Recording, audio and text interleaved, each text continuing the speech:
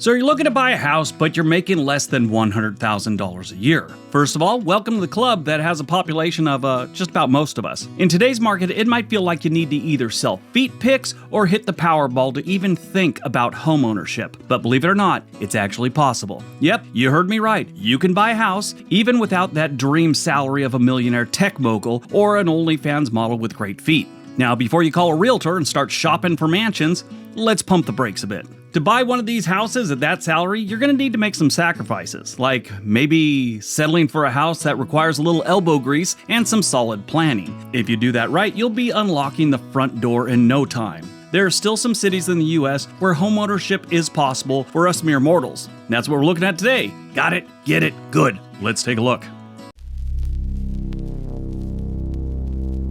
Number 10, Tulsa, Oklahoma. Tulsa may not hold the oil capital of the world title anymore, but back in the early 1900s, it was basically swimming in black gold. The discovery of the Glenpool Oil Reserve in 1905 turned Tulsa into an oil boomtown practically overnight. Major oil companies flocked to the city, and it became a key player in the U.S. petroleum industry. Even though the oil game has changed since then, Tulsa's rich oil history still runs through the veins of the city's economy and culture. Even though Tulsa is in Oklahoma, which by most statistics isn't a great state, Tulsa's a nice place to live. If you're into architecture, Tulsa's Art Deco scene will not disappoint you. The city boasts some of the best example of Art Deco designs in the country, thanks to the oil barons who splurged on flashy buildings during the oil boom. Tulsa's downtown is kind of unique. It has that old school charm, and it's also a little sophisticated at the same time. One thing I really like about Tulsa, though, is this park they have called Gathering Park, and it's a perfect place to escape. It opened in 2018. It's a 100-acre park along the Arkansas River,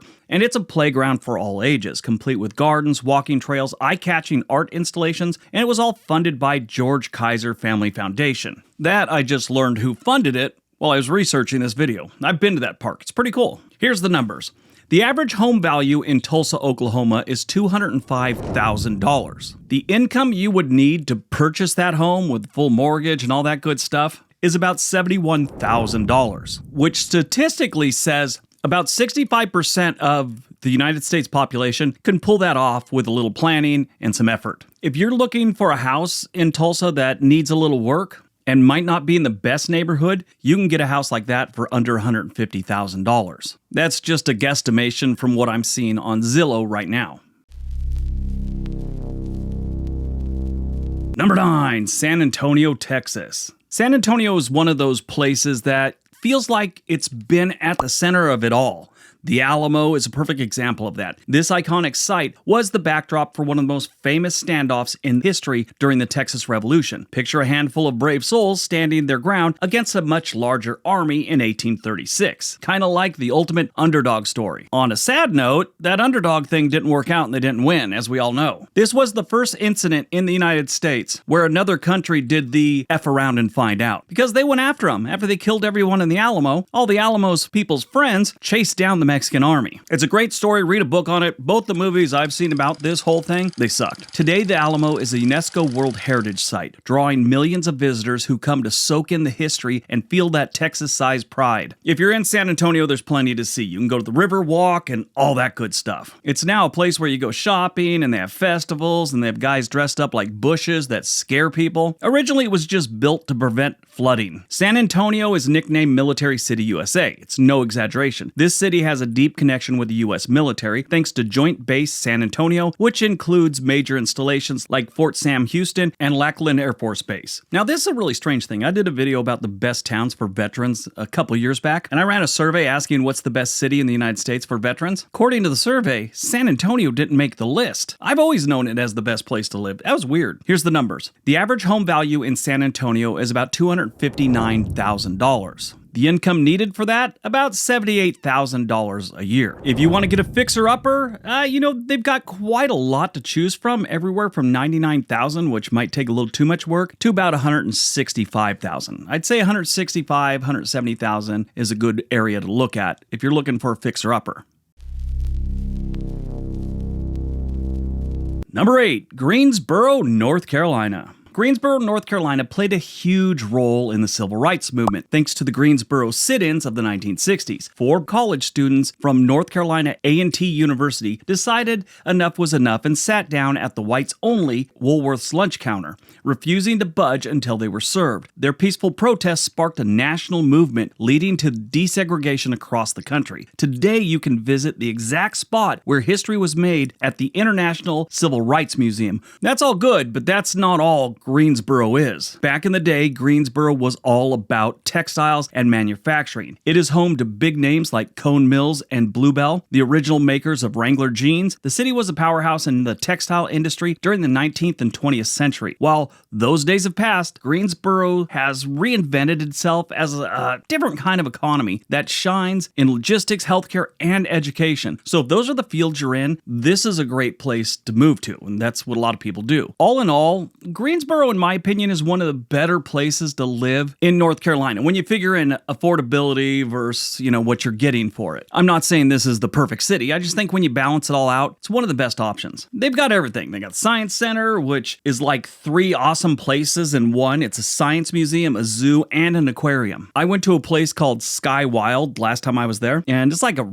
zip line rope course park. A lot of fun. Greensboro is all about families. If that's what's going on in your life, families, and want something to do, Greensboro is a good option. All right, let's look at the numbers. The average home value in Greensboro, North Carolina is about $260,000. The income you need for that, about $78,000. Now, as we go along, some of these might not line up. The income for this place might be more for a house that's the same value as another place. That's because we're also factoring in taxes and things like that, which if I put all that stuff up, it'd just slow the video down.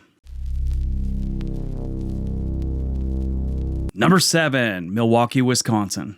Milwaukee isn't just about cheese and the Packers. It's about a legacy that will make you want to raise a glass or maybe hop on a Harley. Either one, you can do them both here. Dubbed the beer capital of the world, this city's beer history is as rich as a well-crafted lager. Took me a while to write that one. What a gem, huh? Thanks to its German immigrants who rolled in here during the 19th century, Milwaukee's brewing scene took off, and icons like Miller Brewing Company have been around here since 1855. Even though the beer industry has evolved, the city's love of brews hasn't fizzled out. With events like Milwaukee's Brew Fest, it's pretty clear Milwaukee knows how to throw a beer-loving bash. Now, back to the Harley thing. Milwaukee is the proud birthplace of Harley-Davidson. Founded in 1903, this iconic brand isn't just about motorcycles. It's about American freedom and hitting the open road with the wind in your hair. The Harley-Davidson Museum is an absolute must-see. They have over 450 motorcycles on display. Whole bunch of Kawasaki's and Suzuki's, all on display for you to... I'm totally kidding. They would die before they'd have one of those in there. Now, Milwaukee's one of these places that's all about their summer festivals. Matter of fact, they have one called Summerfest. It's like 11 days of nonstop music, like 800 acts play, all set up on the shores of Lake Michigan. And another piece of trivia, this is where Happy Days took place. So not really, but that whole thing, it was based around Milwaukee. There's actually a statue of the Fawns in Milwaukee on their waterfront. Now here's the numbers. The average home value in Milwaukee, Wisconsin is about $207,000. Now, the income you need to pull that off in Wisconsin is about $70,000. That's not bad. Poking around Zillow, you can get a decent home somewhere around $150,000. Gonna need a little work.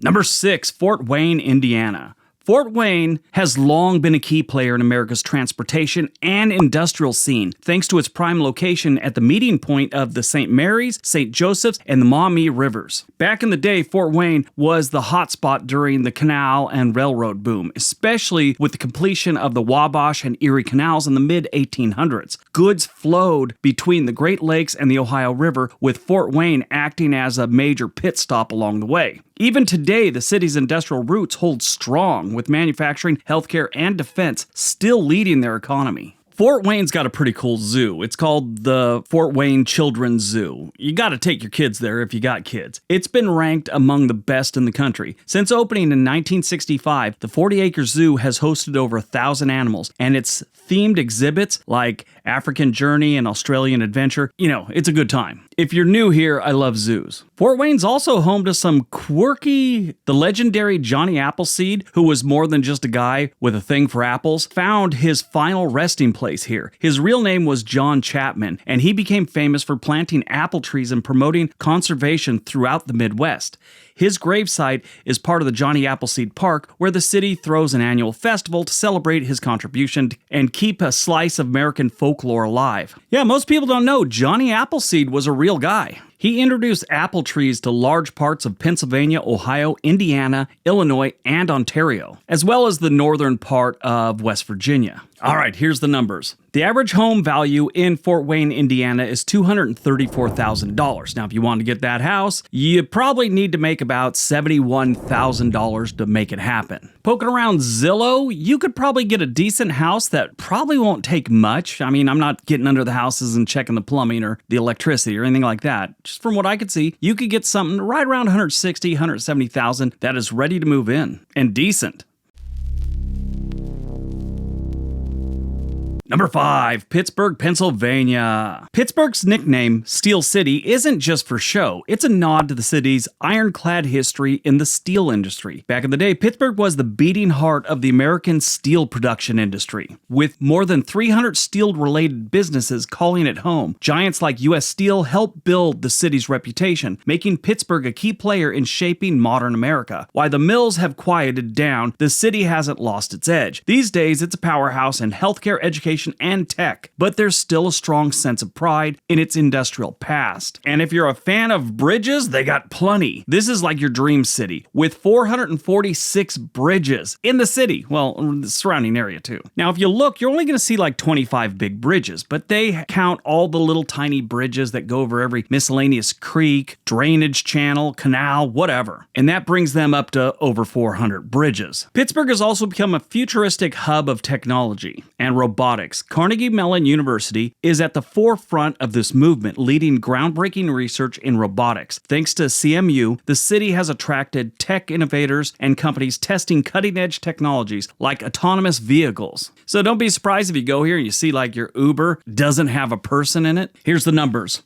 The average home value in Pittsburgh is $234,000. Now, the income you're going to need to pull that off, right around $75,000 annually. Number 4, Indianapolis, Indiana. Indianapolis is probably best known for the Indy 500, held at the legendary Indianapolis Motor Speedway. If you've never been, it's basically a 2.5-mile track that transforms into the biggest single-day sporting event on Earth, with hundreds of thousands of fans descending to watch the cars zoom by at a blur and get drunk. Not everyone, but a lot of people. I've been to NASCAR races, and honestly, those things are moving so fast, it's hard to really see what's going on unless you're, know what's going on. The Indy cars are going faster and they're smaller. I gotta go see one of those races. Haven't seen one yet. Anyway, this race has been around since 1909, and it's got some serious history. And if you're into racing, this is the place to be. The event's nickname is the greatest spectacle in racing. It really sort of says it all. But Indy isn't just about fast cars. It's known as the amateur sports capital of the world. They've got all kinds of amateur sports. They also got a lot of pro sports here. The NFL's Indianapolis Colts and the NBA's Indiana Pacers are in Indianapolis. But this is really one of the best sports cities in the United States. Beyond the sports scene, Indianapolis has some serious cultural and architectural charm. Monument Circle is like the city's crown jewel, with Soldiers and Sailors Monument standing tall to honor Indiana's war veterans. Around it, you'll find gems like the Indianapolis Museum of Art, the Indianapolis Cultural Trail, and a cool urban path that connects neighborhoods and cultural hotspots. Indianapolis is a pretty cool place. I've been there a number of years, but I like it. And if you want to go there and decide to live and you want to buy a house, the average home value in Indianapolis is $231,000, and the income you would need to pull that off is about $73,000 annually. Number 3, Lubbock, Texas. Lubbock, Texas proudly wears its hub city crown as the epicenter of West Texas. It's not just a dot on the map. It's a key player in the region's economy. Lubbock County produces so much cotton that it's one of the top cotton producing areas in the world, basically making your "I don't need Google, my wife knows everything" t-shirt possible. It also makes those World According to Briggs t-shirts possible. There's a link down below. It's also the go-to spot for commerce, agriculture, and medical services in the area, solidifying its position as a major force in West Texas life. Texas Tech University calls Lubbock home, and trust me, the locals are all about the Red Raiders. A couple years ago, I kept calling them the Red Riders on purpose. Whew, these people lost their frickin' mind. Anyway, since opening its doors in 1923, Texas Tech has grown into one of the largest universities in the state, shaping Lubbock's economy and culture in a big way. They also have the National Ranching Heritage Center here. Didn't know it was a thing, but it does sound interesting. Of course, Lubbock is probably best known for being the home of the rock and roll icon Buddy Holly. His songs like Peggy Sue and That'll Be the Day put Lubbock on the music map. The Buddy Holly Center pays tribute to his groundbreaking career, while also showcasing Lubbock's overall contribution to music. Lubbock's not a bad place to live. It is in West Texas. That gets a little hot, that gets a little desertish, but it's affordable. The average home value in Lubbock, Texas is $209,000. That is not bad. You need to make about $74,000 a year to pull that off. Number 2, El Paso, Texas. El Paso isn't just a border city, it's the border city, and it's right next to Juarez, Mexico. Together, these two cities create one of the largest international metro areas in the world, with over 2.5 million people calling this area home. The cross-border influence is everywhere in El Paso. Whether it's the language, the tacos, or the general vibe, you'll find a unique blend of American and Mexican cultures that give this city its personality. I've talked about El Paso before. I spent some time at Fort Bliss there, and the people were wonderful. The citizens there, the families, they're great. But Fort Bliss does add a lot to El Paso's community. It employs a lot of people from El Paso. And it's one of the largest military installations the U.S. Army has, with 1.2 million acres making up Fort Bliss. You know, there's always this misconception that because the Mexico border's right there, border towns are terribly dangerous or something like that. El Paso's crime rate is actually 27% below the national average. Their violent crime rate is 15% below the national average. And if you want to buy a home on those safe streets of El Paso, Texas, the average home value here is about $224,000. The income you need to pull that off comfortably, about $71,000. Poking around Zillow, you could easily find something decent for around $175,000. All right, before we get to number 1, if you're thinking about moving to one of these places, there's a link for Home and Money in the description area below. They can get you in touch with a real estate agent anywhere in the country. And the question of the day that you could leave down in the comment section, would you live in a border city? If the answer is yes, tell us why. If the answer is no, tell us why. All right, on to number 1.